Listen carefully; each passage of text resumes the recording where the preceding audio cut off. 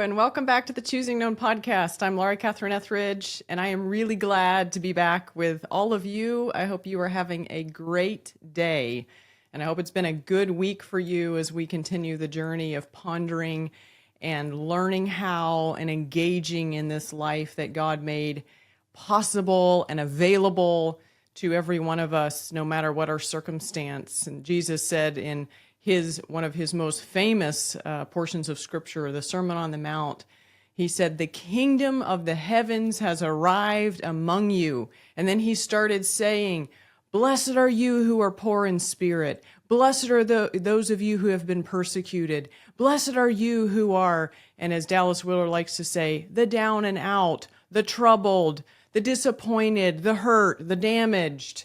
Jesus said he came that we could have life no matter what our life circumstances have been, no matter what they might be right now. And that same God, that same Jesus is available to us. And the big thing we need to learn is how. How do we come to know him? How do we come to know that kind of a life? So that's what we're about, and we're going to jump back into today. But hope you're doing really well as this episode finds you whenever and wherever you may be watching it. So welcome back. And, as I was listening to some of the last couple of episodes in preparation for today and just kind of picking up where we left off, I started thinking about something that I'm going to share with you guys today before we dive into another cool story. And that is this idea of what would be called levels or stages. And I have my cool little board here that shows 5 different levels. And in the world that I work in, week out, I have the wonderful opportunity and the pleasure to talk to people one-on-one all week long. And I get to know incredible people. Everybody that I meet, they have an incredible story. They have a life. They have tough things and great things and hard things. And I get the opportunity to come alongside them as a leadership development coach, and I get a chance to get to know them. And I get a chance to hear where are they and how do they want to grow and what do they need to do next in their progression as an individual, as a leader. And one of the things I always kind of watch for is, what are they bringing up? Do they want real authentic change, or do they just kind of want to change the outside and make it a little bit more polished, or do they really want to change? And I get the chance with a lot of these folks, they really want to change. They really want to grow and develop and learn how to be more effective. And so it's really a great opportunity to get to do that with them. But one of the things that I have in my head pretty much every day, and I think about it not just in the world of the work that I do, but also definitely in this material and in the idea of, the faith journey. And that is this idea of the levels. And there's a lot of material out there in the world that we can read about and learn about, and it's called different things, but it's the same idea. And it's this idea of, some people call it levels of development, some people call it levels of integration, sometimes people call it levels of or stages of faith. But nonetheless, no matter which way we kind of come into it, it's online, you can go look into it. What we're going to find is there is the idea of multiple levels. And that's the idea of pretty much like, think of it almost like awareness or growth and maturity. And just because we're a certain age, just because we've had certain things happen in our life, age does not make us grown. It does not necessarily make us mature. Money does not necessarily make us mature. Success, does not necessarily make us mature. Amazing titles at work does not necessarily make us mature. And so we would want to ask, okay, well then what does? What actually makes me grow or have progression? And, lately in these Bible stories we've been looking into, we've seen people that despite their circumstance, they showed up in a way that it's like, wow, even just last episode, and we're reading about this man who's been blind forever, and yet he has this belief inside of him in God that allows him to have a completely different life despite all the circumstances. And so he was someone that showed up way up here. And it's interesting to me, it's interesting, I'll try not to get too annoyed here. And it drives me nuts because a lot of the material out there, it'll talk about the levels. It's going to describe all the levels and like what happens inside of you and how you think and, how you may feel, how you see the world. And it's going to talk about, how you show up, your actions and your behavior. And, some of these books are even, they're good, but they're books in the Christian world. They're describing, here's what you're like at this stage of faith, or here's what you're like at that stage of faith. And I, as you all know by now, I have one small but gigantic question when I read these things. And that is this question of, okay, cool, all these levels, but how? How? And why do I get passionate about that? We're surrounded with information. You guys get bombarded with it. I get bombarded with it these days. And sometimes people are describing like all these things, or we read these Bible stories and we see these incredible people of faith and we go, oh man, like, but how do I do that? Or how did they do that? And, that's a big part of this whole podcast. It's a big part of why it even exists, is this sense that I had the Lord just say, help people understand how. Because how is the key to getting up here. I can know all the information about every one of these stages. I can know it well. I can recite to you a whole bunch of stuff. If you sat down with me and said, hey, let's have coffee, tell me about the levels, tell me about the stages, tell me what people think. I could sit there and regurgitate to you and you could go, wow, those people are amazing. Wow. And a lot of the books out there these days, they describe, these amazing people, and we read the Bible and there's these amazing people. But if I don't know how to get there, what good is it? What value does that bring in my life? What value will it bring in your life? Minimal. It's great information, but it's not going to bring a lot of value unless I too and you actually know how do I grow through these levels of development. And we're going to dive into more around that and what's going on. But I'm going to go ahead and just tell you, bottom line, the secret. People up here have tons of peace. They have almost no thought of self or worry of self or energy spent on self. They have almost none of that. And then the big question that's important in addition to how, well, short questions are always the best ones, I think. Why? Why do they have so much peace? And why and how can they think so little of themselves? And the answer is, bottom line, because they absolutely know that they are doing life not by themselves, not alone. They know, like we've talked about lately, using my shop vac as a prop, they absolutely know the power does not come from me. And when the power does not come from me and the power does not come from you, but we know where it comes from and we know how to engage with that power, we recognize God, the God, like we've talked about lately, the God of Genesis. The God that created the heavens and the earth when it was formless and it was void, and he spoke it into existence. They know the Genesis 1 God. And it's not a head knowing. It's not I know it in my head. I know about that God. I know he exists. It's just information. No. They know him.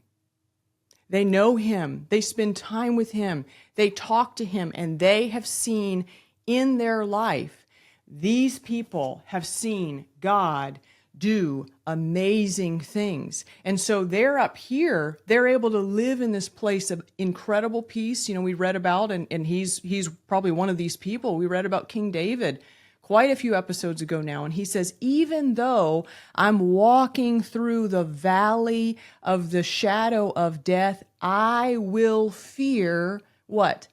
No evil. Because, here's our key, you, this God, you are with me. And because of that, here he is physically in the natural walking through the valley of the shadow of death, the most triggering, terrifying, spooky, and it was very real for him. He literally was running for his life for something like 13 years, I think. I forget exact number of years, but it was over a decade. He's running for his life with someone trying to kill him. And he's saying, even though I'm in that place, I don't have to fear any evil. And he wasn't somebody with a bazillion Instagram followers who was just trying to say it to get clicks and likes and subscribes and follows and all that hoo-ha that we have today. No, he was saying it to the Lord in a psalm. And he said, even though I walk through the valley of the shadow of death, I don't have to fear any evil. Why? Why? Because there's the power. You are with me. You are with me. And then let's contrast that for a minute with what is it like way down here? What is it like? And we grow, by the way, through every one of these levels. If you go read about this idea, levels of faith, levels of development, stages of integration, if you go read about this, what you're going to find is we have to grow through all of these, just like we do. You can't skip your elementary school years. You can't just skip them and all of a sudden become a teenager. You can't just skip being a teenager and then be a 30-something. It doesn't work that way. We grow through them. And our faith, our head, we've talked about that a lot. Our head, our thinking, our heart, our belief, that has to progress and grow. And it has to go from being super filled, another one of our metaphors, with all of the old thinking, all the old way of seeing things, has to go from this to one by one being given these kinds of things instead through the scriptures, through knowing God, until we literally look like this. And that's what we see way up here. We see someone who is looking more and more this way, whereas down here at the bottom, I'm still filled with the old way of thinking, the old way of belief, the old way of walking. And when I live down here, guess what I have? A lot of fear. I have a lot of fear. I have a lot of concern. And sometimes people will tell me, I'm not really afraid. I don't really have fear. Well, yeah, you probably don't, because you're constantly working to keep it at bay. We all know we are incredibly needy people. If I don't have water for a few days, I'm going to die. If I don't have air for even just a number of minutes, I won't be here anymore. If I don't have food to eat, I'm going to disappear. If I don't have affection and love and people that are with me, I might go nuts in my head with all that time alone and by myself and all those things. We're incredibly needy people. And under the surface, we know that. And we're constantly at work looking after my needs and what I have to have and how do I keep all these things around me from just coming and taking over who I am. And so, yeah, we may not feel it, or we may very much feel it, but what's going on down here? Like, you know me. Why? How? Like, what's the deal? Well, down here, I don't really know. My insides may look a lot like that. I don't really realize that I can walk with God. Maybe I don't know He exists. Maybe I don't know that He is that kind of God that even wants to walk with me. Maybe, I don't know how. Maybe nobody's ever told me. And you know what? Because I've lived down here a lot and I've experienced this, my heart goes out to us. My heart goes out to us because guess what? Just because we don't know Him, just because we don't know how to engage with Him, just because we don't know how to live that life does not stop life from coming and just coming at us. It's coming. And you know what we're doing? We're doing the best we know how. We're coping. We're using vices usually. We're using things to try to deal with our anxiety and ward off our concern and maybe not even aware I could have a whole different life. I could live a completely different way. And then we hear Jesus come in John 10:10 and He says, I came that you could have life and have it abundantly. And we learn, I don't have to be afraid. And I don't have to be consumed with thoughts of myself.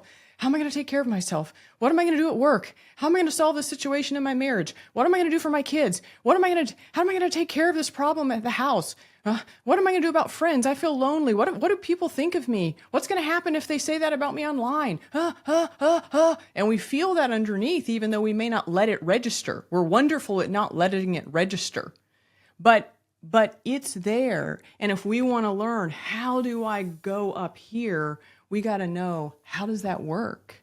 And the truth and the answer that is not in most of these books, and it's not shared in most of this material, which just makes me nuts, is the fact that it ties into what you believe and how alone and how much it depends on you and what percent you think matters on you versus if you know that there is a God. We've looked at this in Genesis 1. There is a God that before the world even began, he existed. He existed, and that God is, as the scripture says, Jesus says, I am the same. I am the same yesterday, today, and forever. So he is that God, and he's the God that before the world even started, before there was anything, before any material thing, before any of us existed, he existed. And it was formless. We're reading this in Genesis 1. It was formless. There was no structure. It was all structureless, and it was void. There was nothing in it. And this God, when that's what it was, he created by saying. And we keep talking about this. He said it. He created it out of himself. He said, and we read that in Genesis 1 6 times. He said, he said, he said, he said. And we keep learning out of God, the voids are filled with what he says. He can create it just by speaking it, and then he separates those things. So it exists. We've been using this analogy of like, well, it exists, but it looks a lot like this. He says it, there it is. But then he takes this blended, jumbled, mixed up thing, and then he, not only does he say it and make it and create it, he then separates it. He pulls it apart all through Genesis 1. He pulls it apart. And then he pulls it apart. And then he says he separated, he saw, he sees. He sees what he's made and what he separated. And then he calls it something. He gives it a name. This is this and this is that. And this is what it will be. And guess what? When he calls it something, it goes and it does what he says to do. This God, we'll go back to our friend, David. And David, in Psalm 23, he knows this God. And he talks about this God. Even though I walk through the valley of the shadow of death, I'm not going to be afraid. I'm not going to fear any evil because you are with me. And I don't know why. I still keep trying to think about it and try to figure this out. I don't know why so much today in the world of people who we believe in God, why we have come with such a massive percentage of our existence. We have come to start thinking like most of this depends on me. Me executing, we keep using my little shop vac analogy, me doing all the Christian things. Reading the Christian things, attending the Christian events, singing the Christian songs, listening to the Christian music, doing all these activities, and we've come to think somehow if I do them and it's not producing power and change and peace in my life, and I'm not feeling pretty much this life that we all want, then we kind of go, maybe I should do better and try harder. Maybe it's just on me. Now, how stuck up is that? How stuck up is that of us that we sit there and we think, oh, well, I can just sort of like get out of God and make this thing happen if I just do certain things. If I just do more of them, if I just try harder. That is not how it works, my friends. That is not how it works. And I can say that to you and look you right in the eye. Why? Because I've tried that. Because just like you guys, I have had to learn to grow through these stages. And I have tried, what if I do better? What if I try harder? What if I just do more of it? What if I just engage with it more? Those things are important, okay? They're really, very much important. And I really want all of you to know you want to be engaged in church. You do need to and want to read your Bible. It is very good to fill your mind with wonderful songs and to fill your life with wonderful practices and scriptural things. It's very important. But if I think that me and my ingredients of those activities, that's going to create change in my life, that's going to somehow take me from here to here, I'm so stuck. Okay, I am so stuck. And I care about this. I care about this a lot because I've lived stuck. And you know what? Some people live their whole life stuck. They say, with some of the research, this blew my mind a number of years ago, blew my mind, and it bothers me. It bothers me every day. It's part of what makes me so outrageously passionate on here. Because, and maybe some of the folks that have known me from the past, they'll weigh in the comments. I didn't used to be this way. I was shy. I was quiet. I dealt with tons of fear. I was not the person that you see today and showing. I was not this person. I was way down here. And I have a lot of passion about this because you know what? You can live your life down here. You can stay stuck here. And it's only your life, okay? It's only your life. And it matters. Your life matters and my life matters. And us growing matters. And they say 5% of people who are adult age, 5%, they stay here their whole adult life and they never progress. That is tragic. And you know what? 75% of people who are of adult age, they get to this level of their growth and progression, and that is where they stay all the days of their life. 75% from the research that's been done. 80% of people live down here. That is horrible. That is outrageous. And why is it? Because you know what? We don't tell people the truth. We keep telling them, do better, try harder, just try harder, do more of those activities. And if I take my shop vac and I just do better, try harder, do better, try harder, and I never plug it in, what is plugging it in? It's taking all those activities like the cord and it's connecting me to the power of God Himself. And you keep hearing me say this as of late. He is 99.99% of this, and we are just that little point, that little teeny weeny point. And you've heard me also talk about this scripture lately.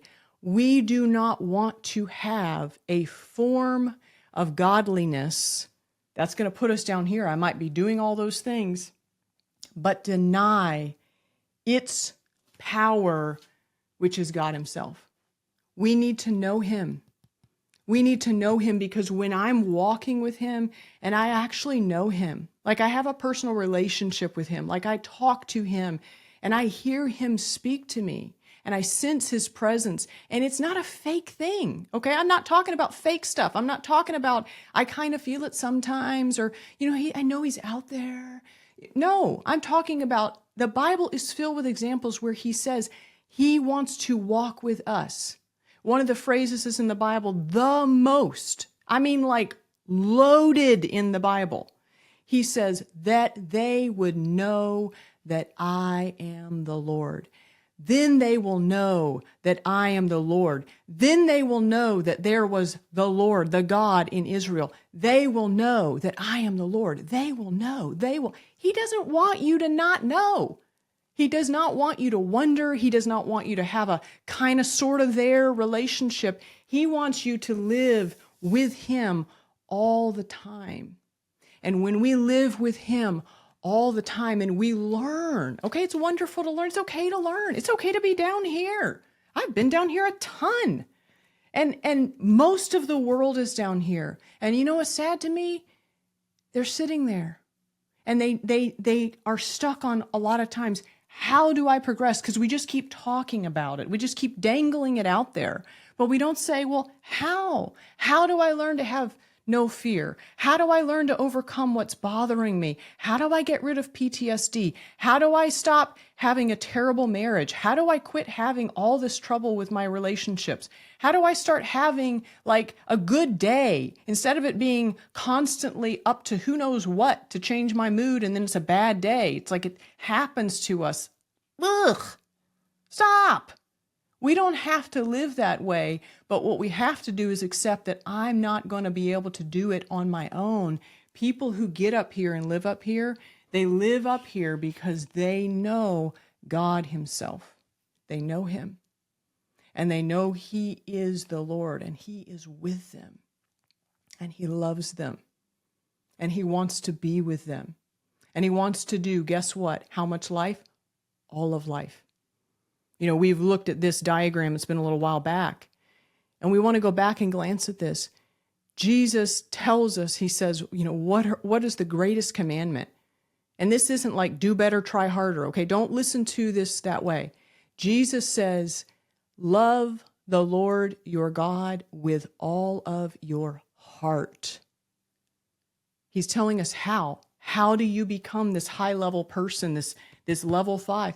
Love the Lord your God with all of your heart and love him with all of your soul.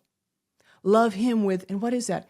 My DNA, my blood, my personality, my meanness, my who I am. Love him with all of who you are, your soul.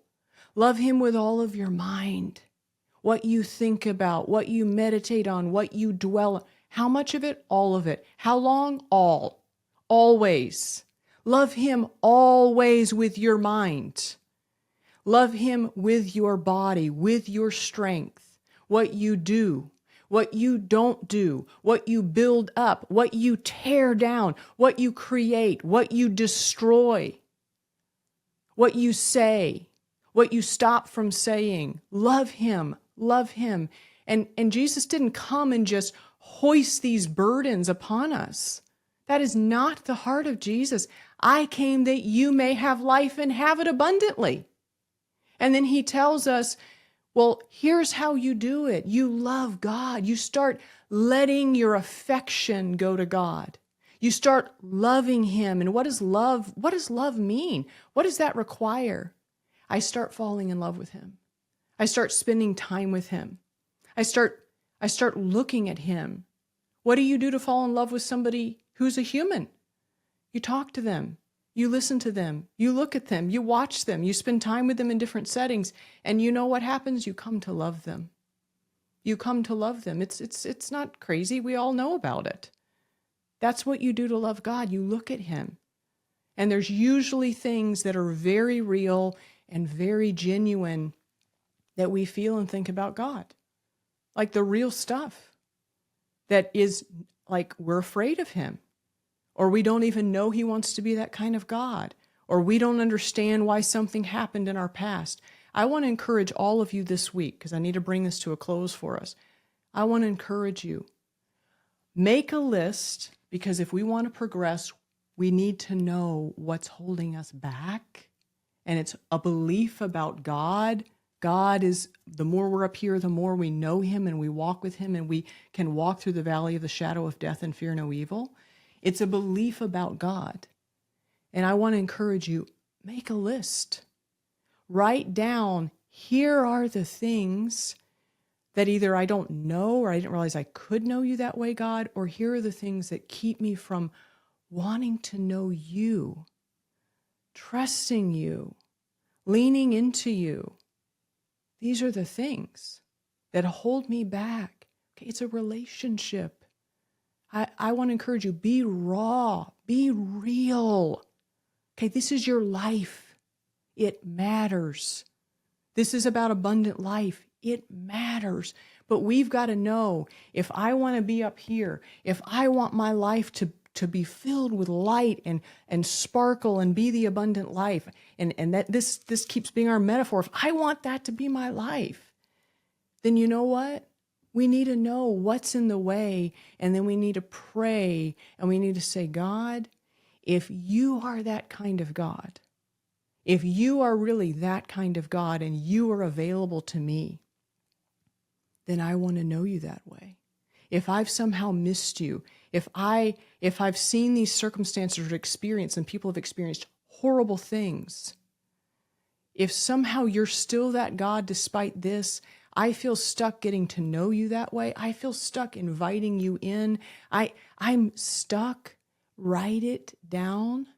And then with your heart, your believer, tell God, these are the things that are holding me back in my relationship. These are the things that are hard for me. And God, if you're different than what I've seen you to be, then please help me come to know you. And then my friends, please listen, go do those things, okay? Go to church. Spend time with people that love the Lord. Go listen to Christian music. Read your Bible.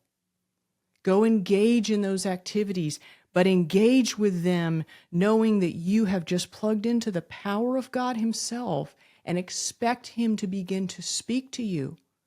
Okay? You need to do that. When we think about David, he didn't come to know God that way without some time with God, without God revealing himself. God's not asking you to just feel that way with no substance, with no experiences with him, he is not asking you to do that. He's asking you to be real. Be real. Be real with him. Say, God, these are the things. Like if I've missed you and I can't see through these circumstances to you, tell him that. And then go do the things that connect us into God himself. And you just wait. He will show up. He did it all through the Bible. He's done it for me. He did it for David. He's done it through all these stories over and over again. You just wait. He is going to do it for you too. But you have to engage that. Nobody can do that for you. God will not do that. He will not come bang down the door of your heart. You have to do that. And you invite him in and say, I really want you to be the Lord of my life. I really want you. I want you. And I want to know you that way. I want to be this kind of a person. I want to be able to live that kind of life that she's talking about. He will meet you. He will show you how. So I leave you with that this week. Make that list. Even if you've walked with God a long time. Some of you might be listening to this thinking, I know God. I trust God. I want to encourage you. Still make a list. There's all these little hidden things inside of us. All of my mind, all of my heart, all of my soul, all of my body. Does he have access to all of it? All of the time inside of you? If the answer is not absolutely yes, make a list and begin to talk to God about, there's these things, and I want to see you as God in those things. And as we do more and more of that, we will just find this just happens. We quit trying to make it happen. It just does. And we show up here. So have a fantastic week. Be real with God. He will come and he will meet you, and we will pick it back up next time. See you guys then.